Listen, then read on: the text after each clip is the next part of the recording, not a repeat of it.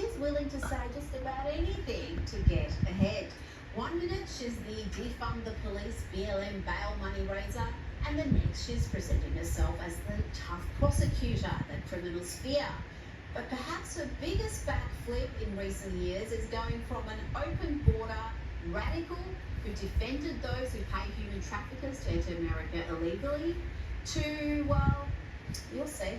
A mother who pays a coyote to transport her child through their country of origin, through the entire country of Mexico, facing unknown peril, to come here. Why would that mother do that? I will tell you. Because she has decided for that child to remain where they are is worse. But what does Donald Trump do? He says, go back to where you came from. That is not reflective of our America and our values, and it's got to end. To be clear to folks in this region who are thinking about making that dangerous trek to the United States-Mexico border, do not come. Do not come. And I believe if you come to our border, you will be turned back. Oh, they did come, Kamala. They came and they weren't turned back. 18 million entered illegally. Well done, Border Czar. Well, that transformation was from 2020 to 2021. Not bad, but she has some ways to go to beat President Biden's latest backflip. Watch what he said 10 days ago compared to his address to the nation earlier today. What's Joe Biden going to do? Is he going to stay in the race? He's going to drop out. Here's my answer. I am running, and we're going to win. I'm not going to change it. In recent weeks, it's become clear to me I need to unite my party in this critical endeavor. So I decided the best way forward is to pass the torch to a new generation. It's the best way to unite our nation. That's their idea of democracy, folks, invalidating 14 million votes and just installing a new candidate at the last minute.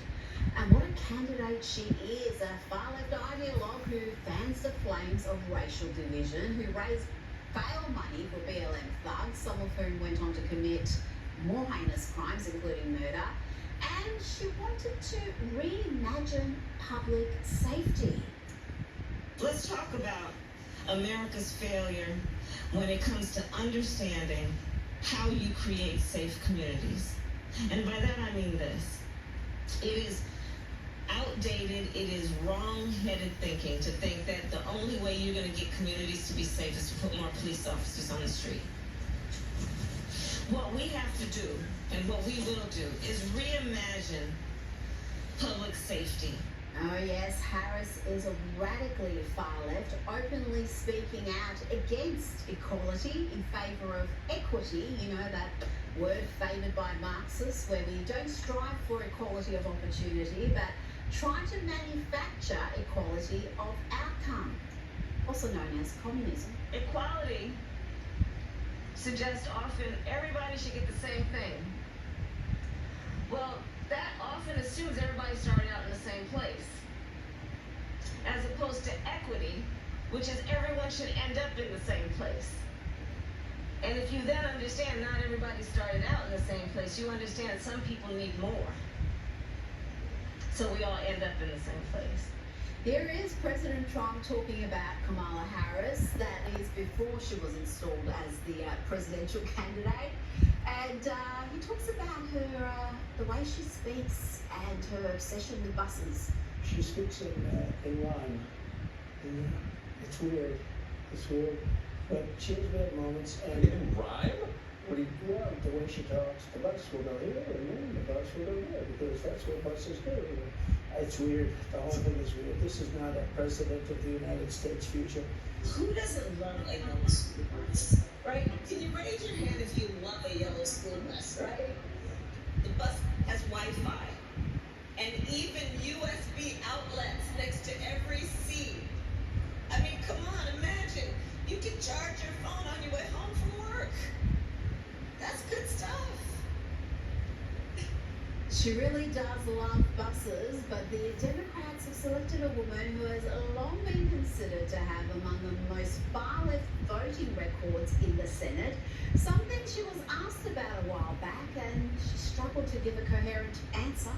You're very different in the policies that you've supported in the past. You're considered the most liberal United States senator. Somebody said that, and it actually was Mike Pence on the debate stage. But Well, actually, the nonpartisan GovTrack has rated you as the most liberal senator. You supported the Green New Deal. You supported Medicare for all. Deer in the headlights there. Now, you know the Democrats love talking about unity and bringing the country together as they fan the flames of racial divisions and defame half the country as extremists and try to throw their political opponents in jail. And that hate and vitriol, that spreads. Have a look at these hate-filled Americans calling them lefties losing. It seems an understatement. Get out this overpass, you racist. Your kind is not allowed up here. You come up here all the time. No one stands with you, you racist. What are you gonna do with this video? You are 100% evil. You are 100%. You are 100% terrorist traitors to this country, just like him. And goddamn you to burn in hell, death. You will burn in hell. I'm sorry that the guy was an inch off. That's pretty much what political debate in America has become. Oh, we got this gun tonight, fight. So Donald Trump was recently shot at one of his rallies. How do you feel about that? I wish he would have gotten shot in the forehead. Damn. Really? Yeah. I mean, he's basically like teaching our country like what communism is like, so. So you wish death upon someone? Him, yeah, unfortunately. I hate to say that because I don't have hatred in my soul at all. Yeah, she has no hate in her soul except for like wanting Trump to be assassinated and condemning at least half the country.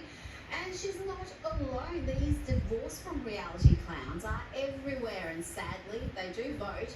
Watch this woman who was aghast to learn that Trump supporters are doctors. She's shocked. She's shook. I was watching interviews from what happened in Pennsylvania a couple days ago, and I saw an interview with an ER doctor who was trying to render aid to the man who was unalived during the rally.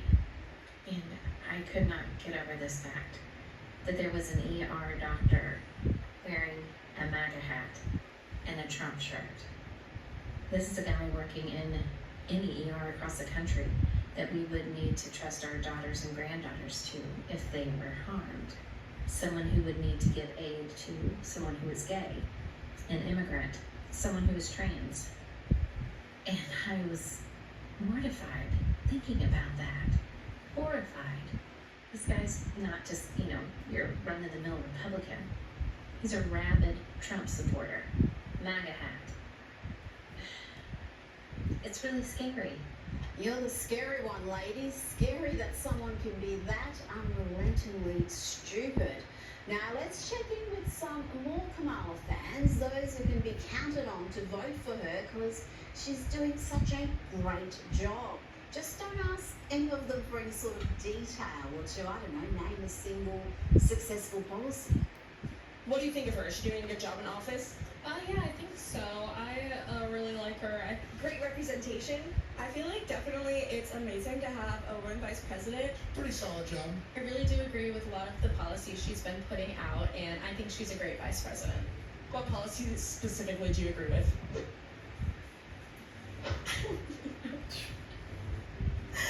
Can you tell me some? Maybe I don't know what her policies are. Can you name any specific accomplishments that you're super proud of?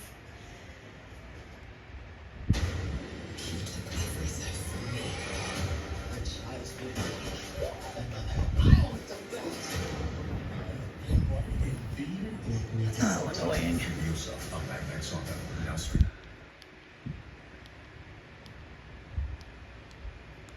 Exclusively on Max. Life isn't just about the work we do. It's about why we do it. Whether it's... Hey! Yes? How do you sleep at night? On a mattress. A mattress firm. Off the top of my head, I can't think of many of them. I can't really, to be totally honest. What I really like is that she does kind of give the nation a positive face, being the first woman president No, not any specific ones particularly, no. So what do you like about her? Oh, just I think she's doing a good job. What specifically do you like about her? Oh my, and that was before she was the nominee. Imagine what their level of devotion is now that the majority of the media has become a full-blown North Korean-style propaganda machine, trying to rebrand Harris as the great saviour. Of course, some are also shedding tears for Joe Biden's sad demise. This next dude is really taking the news very badly.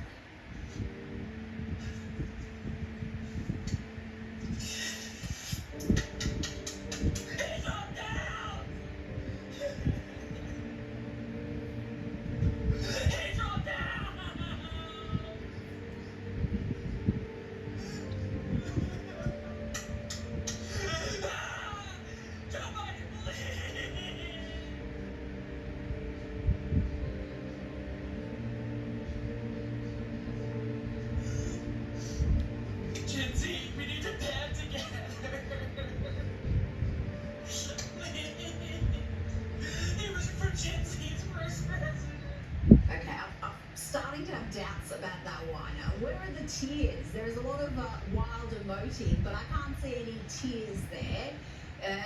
Is this man's video some sort of a parody act, or is this Biden-loving rage genuine?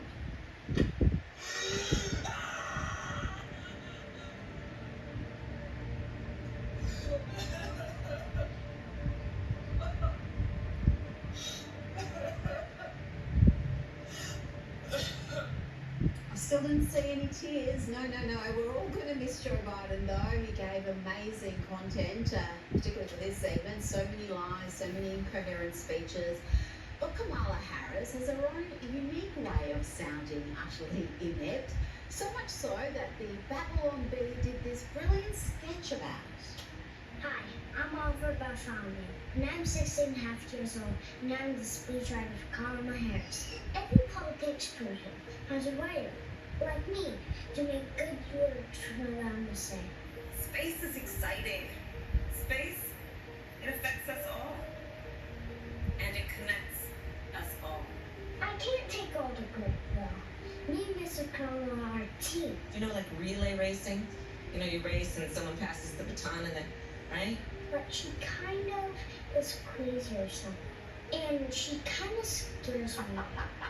And you can't fake that kind of performance. Remember Venn diagrams, those 3 circles? Right. And then let's just see where they overlap. I did it, yeah. What else do we know about this population, 18 through 24? They are stupid. You're either born with it, or you're either not. It is time for us to do what we have been doing, and that time is every day. Oh, we love the Babylon Bee. Now let's talk about the many failures of the Secret Service in protecting President Trump, including the likes of Holster Girl, she became famous, and a couple of new DEI candidates have been identified thanks to X, and thanks to Steve Inman here for the commentary on this next clip. Enjoy. Diversity, equity, inclusion. What does it mean? Well, this is exactly what it means. A couple of overweight cops that can't even catch up with the suspect as Nadine outruns the International House of Pancakes running after her and still can't catch her, and she's off into the night. This is the end result of DEI. Look, hire a woman, but make sure she's qualified for the job. Not because of the color of her skin or who the hell she wants to sleep with. Never catch me with a doctor who was hired based on DEI alone. Fact.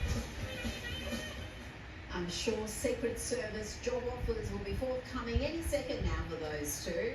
Now let's go to France, where the far left are showing just what unpleasant creatures they can be. There is a tradition there that in the first session, the youngest MP acts as secretary and shakes the hands of MPs after they cast their vote. But the youngest member this time around is a member of Marine Le Pen's national rally, the right-wing national rally. So this is how this poor young man was treated by the lefties. Madame Levavasseur, Monsieur Lardy. Monsieur Limonji va me pauler. He's only 22, but he showed a bit more class than the rest of those people. And talking about lack of class, let's check in on these two ladies who equate the American flag with, you guessed it, racism. With a flag outside of somebody's house, I just automatically assume racism. Almost definitely, but we felt that way for years. Like, I'm 51, and even as a kid, we knew it was understood. If there was an American flag at their house, they said racism. That's just what it was. I thought everybody thought that, or knew that. It's funny to see that they're saying it now, and it's like it's kind of new, but no. Yeah, been thinking about that, thought that forever.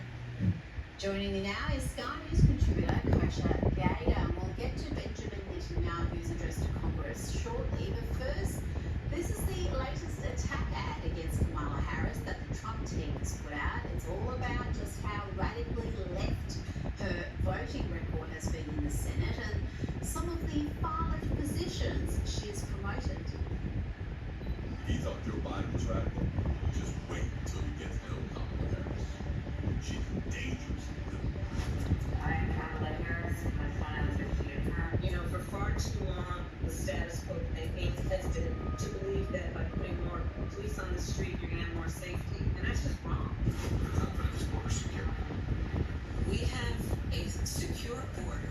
We're not going to treat people who are undocumented cross-border as criminals. That's correct. People who are convicted in prison, like the Boston Marathon bomber, on death row, they should be able to vote. I think we should have that conversation. Is that a position that you agree with? Listen, I think there's no question that we've got to critically re-examine ICE aliens rather than the West start from scratch. Alexandra Ocasio Cortez, the darling of the party, she was minutes this weekend proudly calling herself a radical, and she's promoting policies like saying that every single carbon emission in the country, every car, should be eliminated within the next 11 years, everything from a 70 to 80% tax rate. Do you agree that she could possibly end this ideology of the socialist left exculpatory party? No, you know, I think that's fantastic. Kosha, how's she going to distance herself from some of those positions and present herself as a moderate, as a centrist? You know, the race is on to really frame her the next 2 weeks, because for a lot of people who don't pay attention to the weeds and the ins and outs of politics, they don't know. It's sort of a blank canvas, because she has had a long record. And I think how she distances herself is she's going to get a big assist from the media. We're seeing that happen right now already. She might even signal one or two positions a little bit of distance from Biden, potentially. But to me, the bottom line is this, that there's organic popularity and synthetic popularity, and she has never, ever had organic popularity. She's always achieved less than 1% of the vote every time she's run for anything. But she is about to be the beneficiary of the greatest synthetic popularity we've ever seen.